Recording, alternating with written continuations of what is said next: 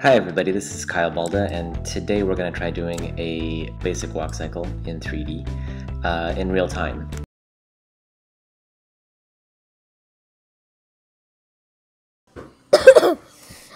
Hello and welcome back.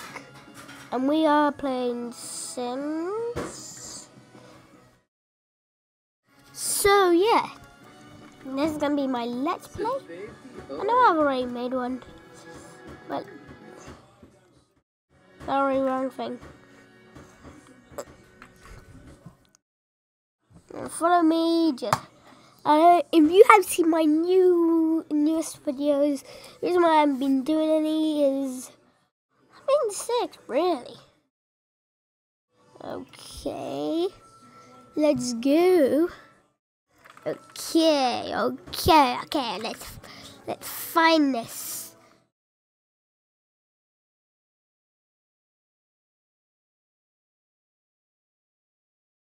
So we're gonna go with a ghost. Who's a ghost?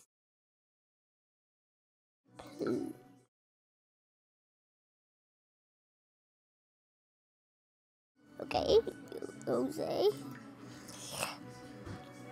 Ghost.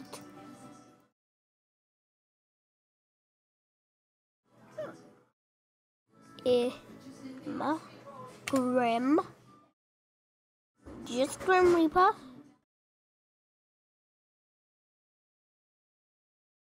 So it's this person who finds out while he's been living alone. So bored together. Try to be riding together.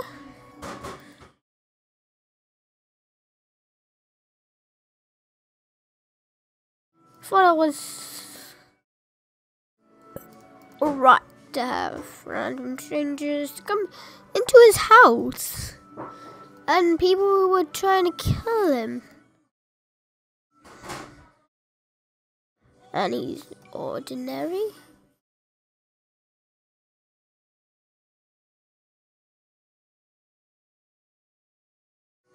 And most likely, he's a business person. Right, I'm gonna have a bath. He's a business person. He's quite young. I don't know what his name is gonna be.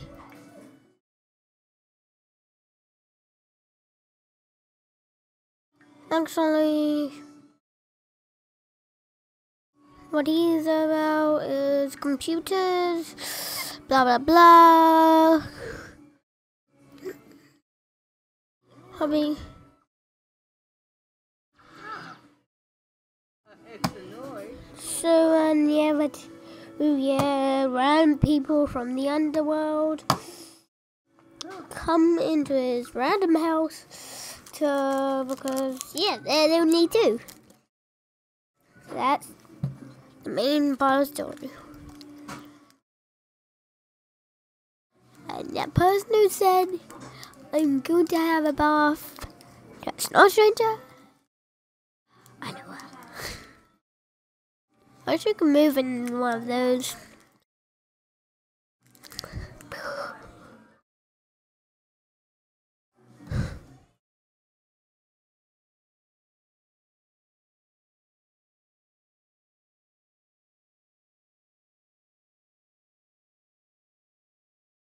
So, yeah.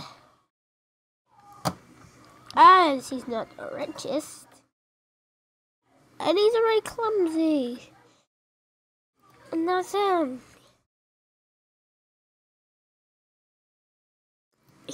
The ghost has sleeps.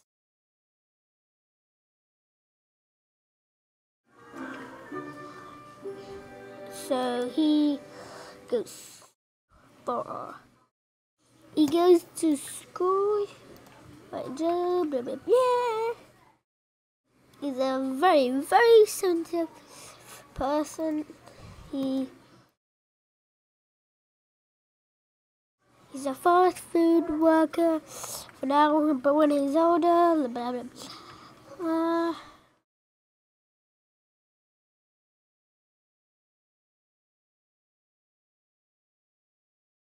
And the ghost, on the other hand, is very, very, very playful.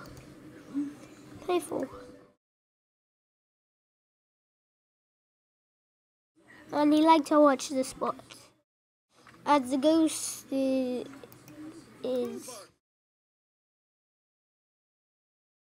and he always paid £100 for a chef, even though it's meant to be.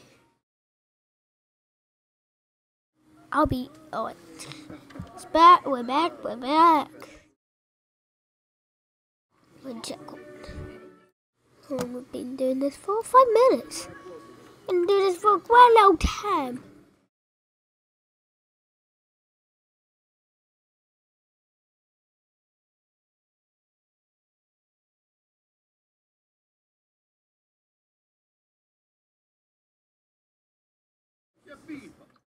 So he possesses the toilets for some random reason now.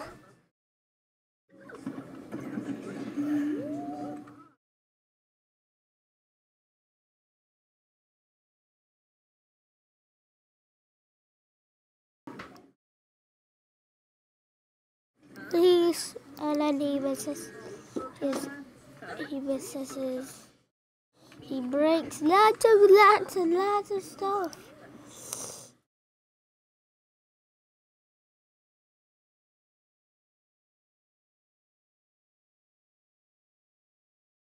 Like he has to,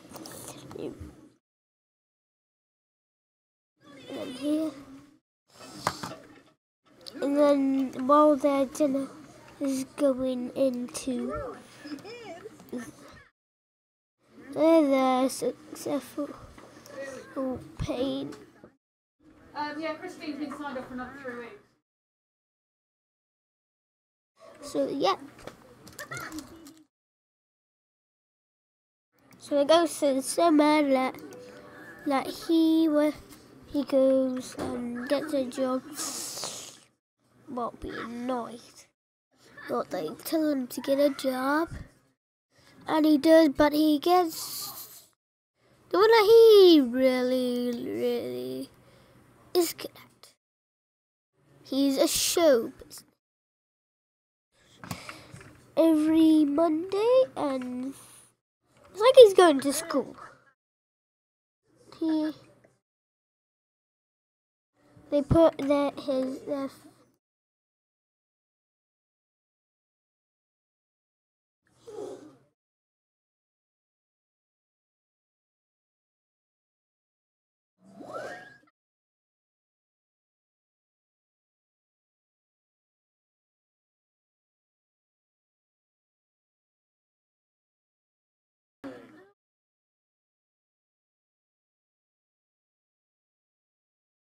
So yeah. After a few hours, stop getting a check.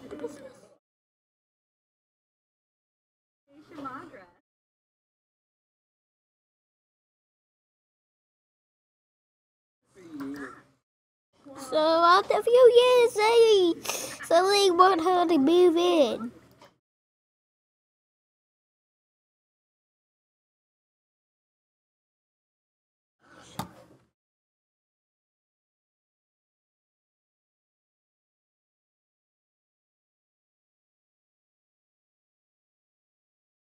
Grim Reaper just has his daily job. But they never knew what was in the back of their garden. A frog lives.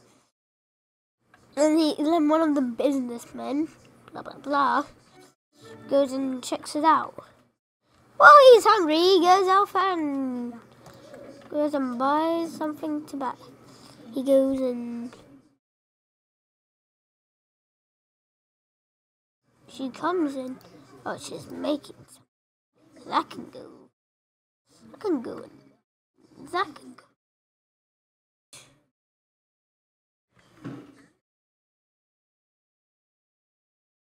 Well, she still has lots of things to fix. He goes and grabs a little. He didn't know it was.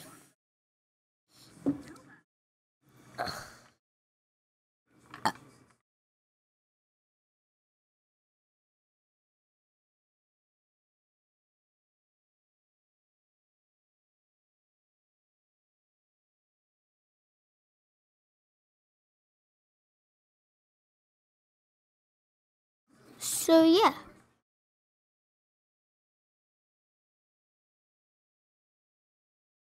So yeah, this will be the end today.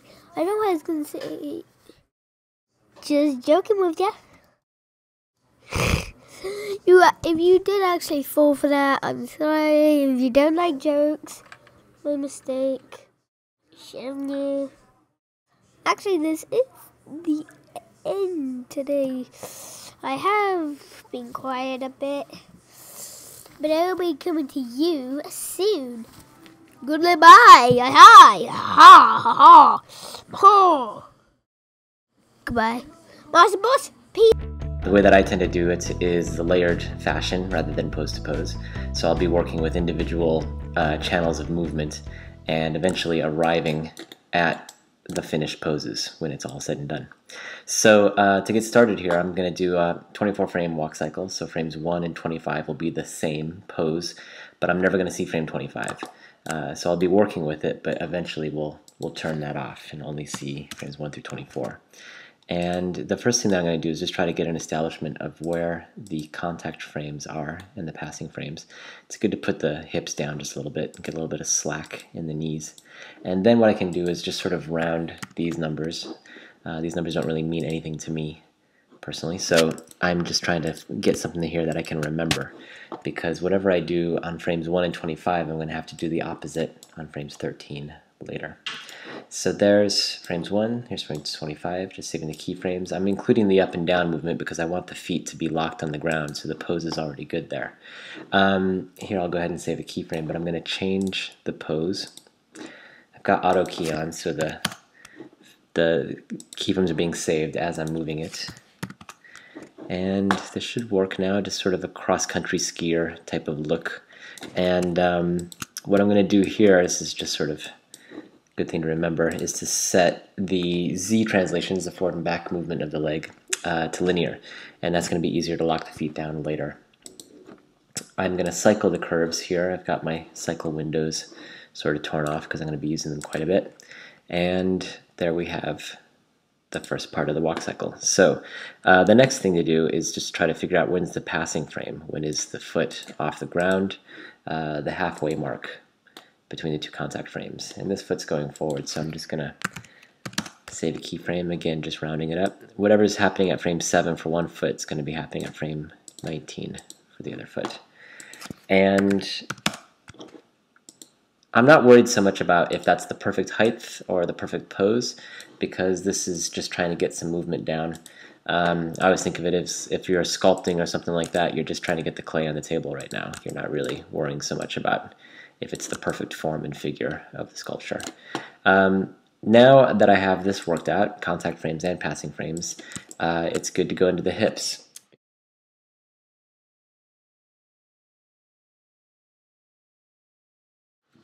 So for the hip animation, you can approach it any way that you feel is the most intuitive. For me, when I look at a walk cycle, I see the up and down movement. That's the most obvious type of movement, at least for a character with this type of anatomy.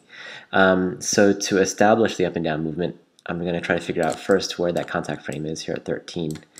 And what I find is that 1 or 2 frames before the contact frame is when the hip is in the high position. So I'm just going to get there and save a keyframe. And whatever's happening at frame 12 is also going to be happening at frame 24 to make the cycle work. So now, as the foot's gone down on the ground, it's ready to receive the weight of the hips. So I'm just going to pull that down, and now you'll see the first little up and down movement. We can look at the graph editor here to see what the hip curve looks like, and we can cycle that.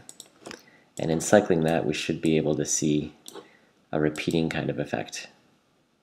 There's a little stutter there. That's because we're playing frames 1 and 25 together. That'll go away when we only play up to 24 frames. So let's just assume that we're happy with this. We can always change it later. The next thing to do is to think about, that's a little bit of the weight, what's happening with the overlap? What's the root of the overlap movement? And here at the contact frame, the hips will probably be rotated back like so. So go ahead and save a keyframe for that. Whatever's going on at frame 13 is also at frame 25. And as the weight falls forward, the hips are going to pivot forward. So you see that falling movement happening. And I think it's good sometimes to get like a little bit of offset between these two. So maybe we'll move that just a little bit further. So it's happening after the up and down movement. I've got everything cycling now so we can just see how that looks. And it's really exaggerated, so I'm just going to pull back on that a little bit just by scaling this slightly.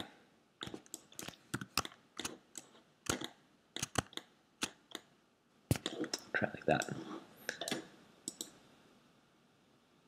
Okay, so I'll leave it like that for now and come back to it later again to see if we need to adjust it. Most likely we will.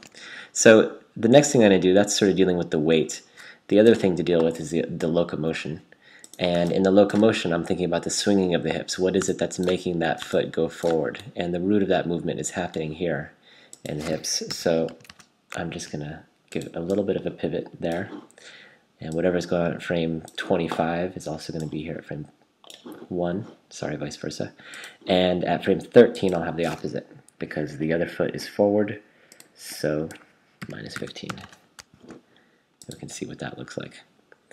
All right, so you start to see a little bit of what the locomotion is behind the walk cycle.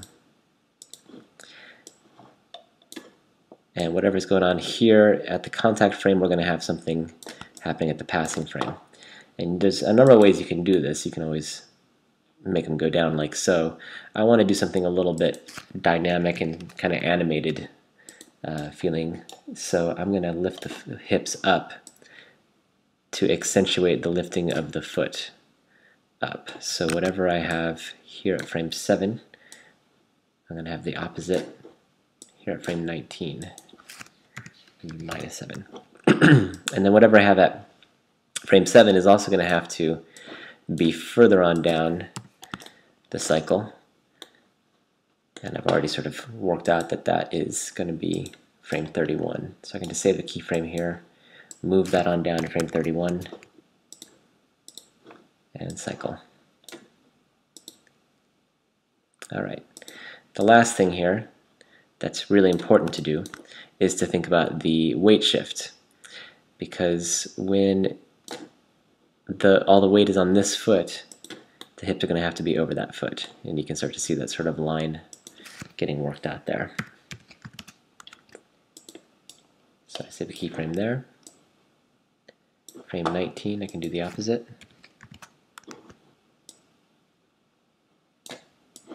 And then same type of thing. I want to copy this keyframe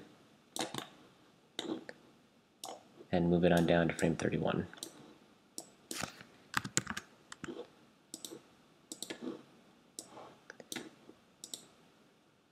Alright, so everything's really exaggerated, and this isn't a bad time to sort of pull back, make everything slightly less big.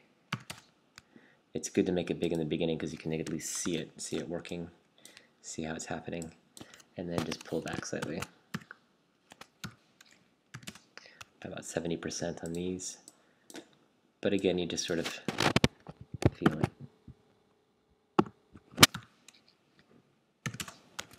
See what that looks like. So he's a little bit bouncy. Maybe we could pull back on this a little bit.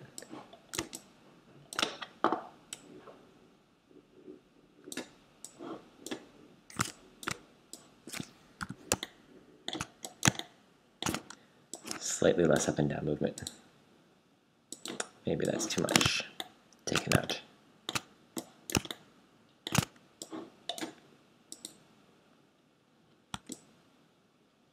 Okay, So that's probably good enough for now. We can always come back in and polish up what's going on the hips, but it's enough information about the movement to let us move now into the feet.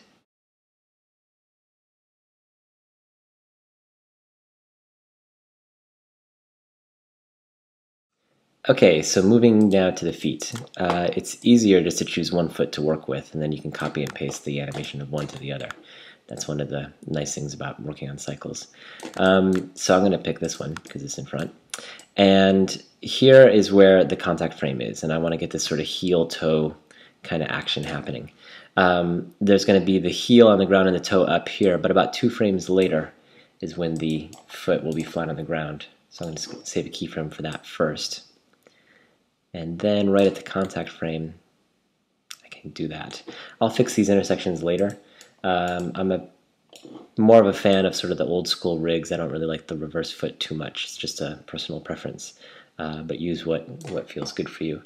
And I'm saving the translation in Y and the X here because that feels to me like the last time I'm going to see the foot flat on the ground like that. Now I can lift the heel up. I can rotate the foot. Now there's some advantages to using the reverse foot setup to do this, but those advantages give you some disadvantages in other areas. I just find this to be the lesser of 2 evils. So there you go. That's the first part, and it doesn't really feel like it's got a lot of thrust to it. And part of what happens here is that once you lift up the foot right there, you lose a little bit of what makes it push off the heel, push off the ground. So if I grab these curves here and move them back, I can reestablish a little bit of the thrust of the foot there. Then what I also need to do is once the foot's in the air, it's better to give it a little bit of hang time. So what I initially did by using these linear curves here when the foot goes flat on the ground works in that moment, but when the foot's in the air, it doesn't work as much. So I'm going to break these, make them flat tangents like that, and even give the foot a little bit more hang time here in the back.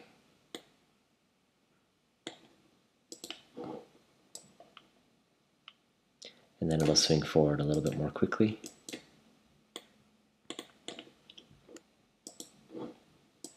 Same thing here with the rotation of the heel. Let it even overshoot a little bit. That means we're going to have to fix these so that when we cycle the curves, there's not going to be like a bump right there.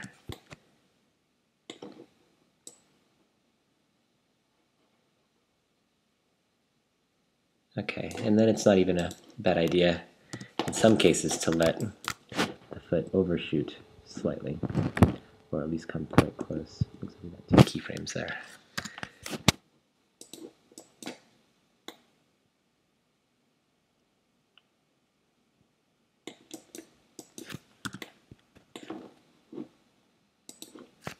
And that also means that the toe can come up a little bit here.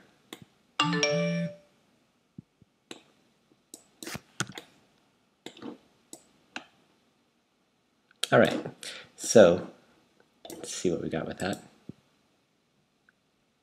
And the main thing now is to try to fix the intersection, and that'll take a little bit more time to do. But before we get into that detail, let's also work on the arc of the foot coming forward here. So I'll bring the foot slightly in, and these 3 channels of movement all relate to each other pretty well. They're all sort of dealing with the horizontal movement of the foot. So think of them as a family, as a group. And basically, you can go ahead and save the positions at 1, 13, and 25. Those are all the contact positions. And as it swings forward here, you can swing it out. You can rotate it a little bit like so.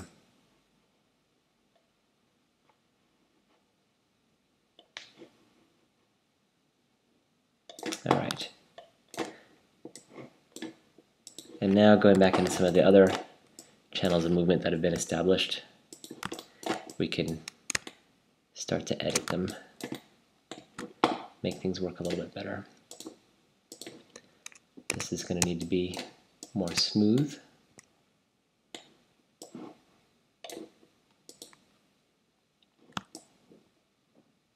Okay, so that's sort of working. Still some intersections. We can fix that with the toe movement right there. And then the rest of the intersections will be minor, and I tend to leave those for the very final kind of finessing stage.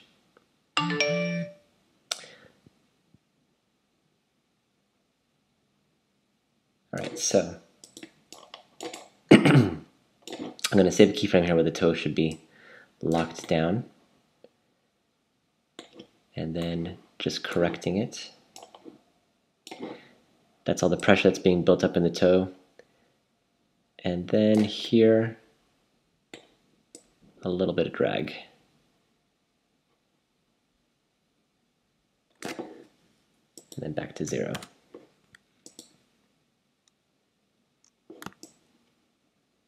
Okay, so that feels good enough for now. And it's a good idea to just make sure all of these curves are cycling, because what we're going to do is copy and paste all the animation from this foot onto this foot. So I'll switch over to the dope sheet, and I'm just going to delete all the animation that I've made for that one foot, because I can now copy and paste it. This is the good foot here.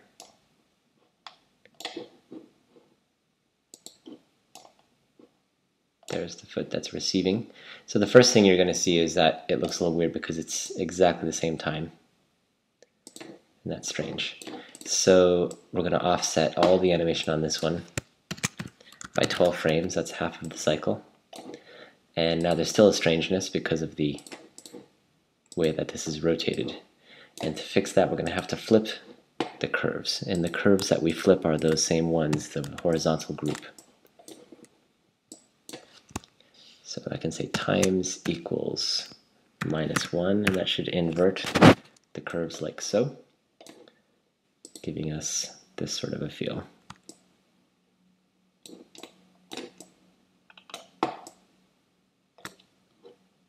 And now I'm going to leave the lower body and move up to the upper body and get that worked out.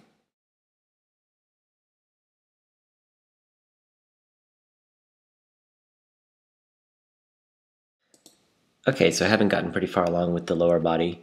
It's a good time to move up to the upper body. And it's good to keep in mind also, what's the anatomy of the character and the design of the character.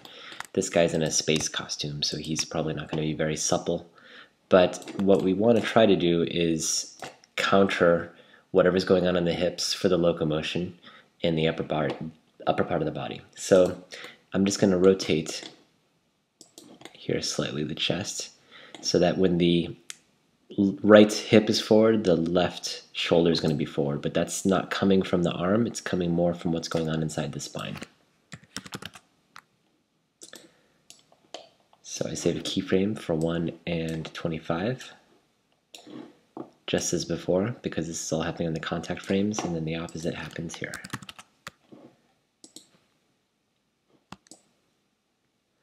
Same thing happens, getting some opposition in the Z rotation of the hips and trying to get an opposite type of feeling happening there.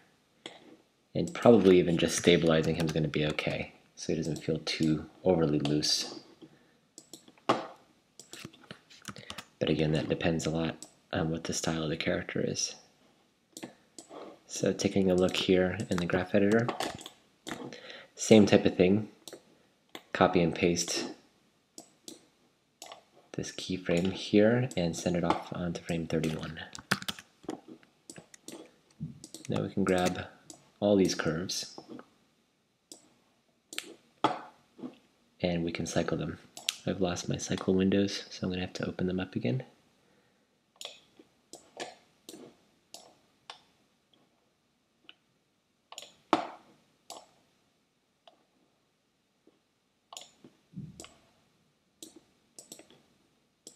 Okay, there we go. I'll just move those out of the way. And he feels a little bit too big in the Z rotation. So I'm just going to come back on that a little bit.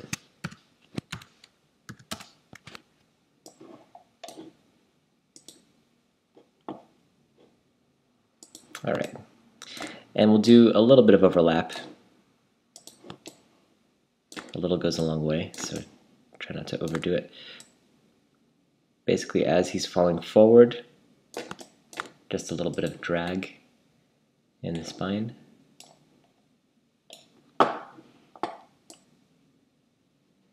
As he's coming backwards, pull him forward like so. And if you want an easy way to find out how to make that cycle complete, one way to do it, I'm just going to remember that this is at frame 10. Bring this all back here to frame 1. So whatever is happening here at frame 1 would also happen at frame 13. Now I can bring this back to frame 10.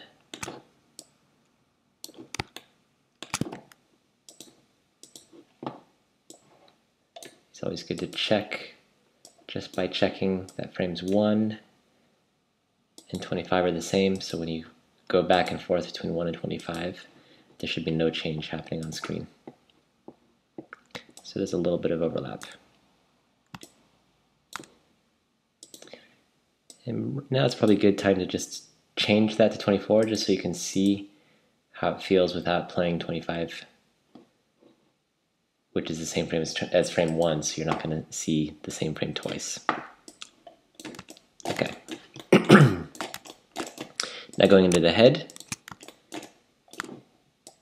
this should be very, very simple. I just want to correct him so that he's looking forward. Like that, 4.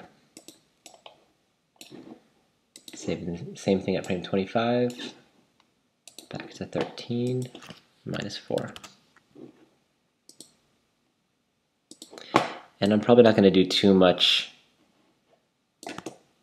of the Z, maybe not at all, just because it starts to feel a little bit too fluid for a spacesuit. But probably can do a slight amount of overlap with the head. Same thing, so as it's going up, just going to drag the head down a little bit. Whatever's going on at frame 11 will also be at frame 23, pretty sure. And then as he's dropping down there,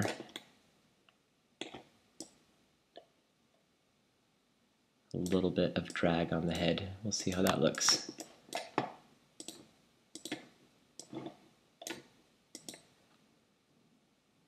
And it's probably just a little bit too much.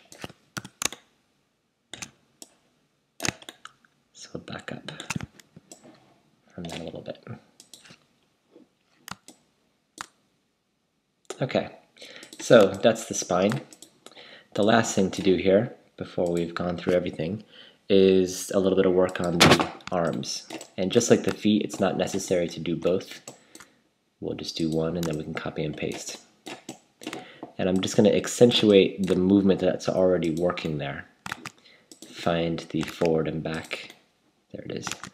And just go a little bit further with the opposite. So if that foot is there, is forward, this arm's going to be forward at the contact frame.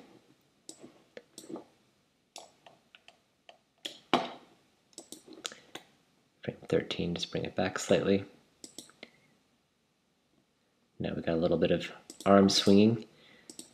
Work down the hierarchy so that we can see what it feels like if the elbow bends.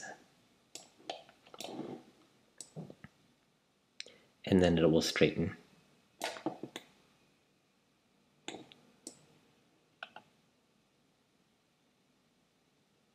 It'll stay straight.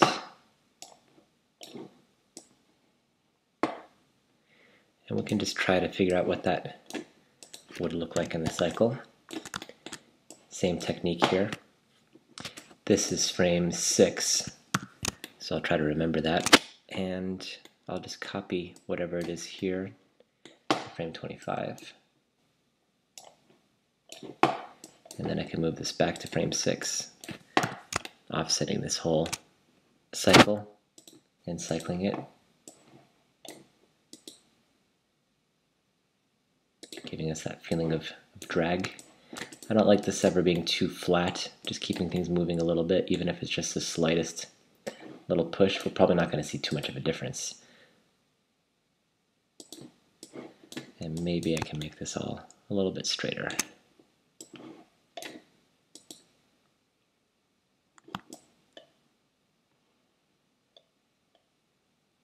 Okay, and I can finally go into the wrist and work a little bit on the overlap here. So as he's moving forward, a little bit after he started moving forward, give a slight amount of drag to the wrist.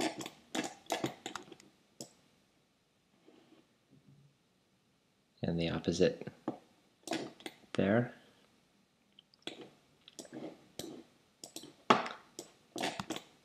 So that's frame 9, and I'm going to try to remember that as I bring all this back to frame 1.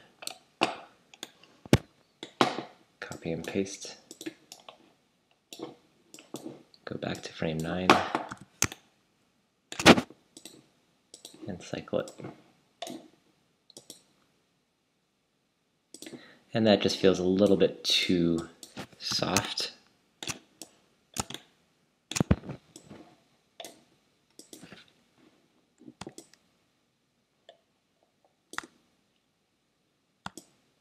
All right, so the easiest thing here to do is to copy and paste all of these controls onto all of these controls.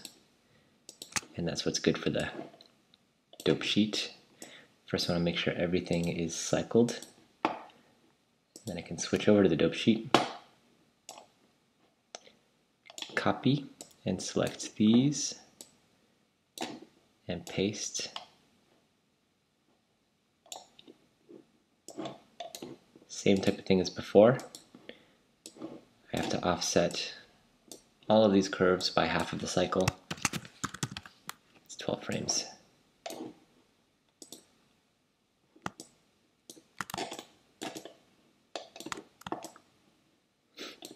And basically we've gone through all the channels that we can.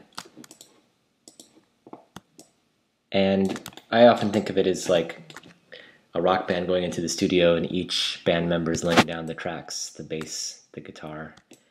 And after everything's recorded, you can go in and do the remix. Try to mix it correctly. And the mix is going to happen on all the different channels here that we see in the graph editor. And that'll probably take about as much time to do as this took. But that's the basic idea of how to get a walk cycle working in real time.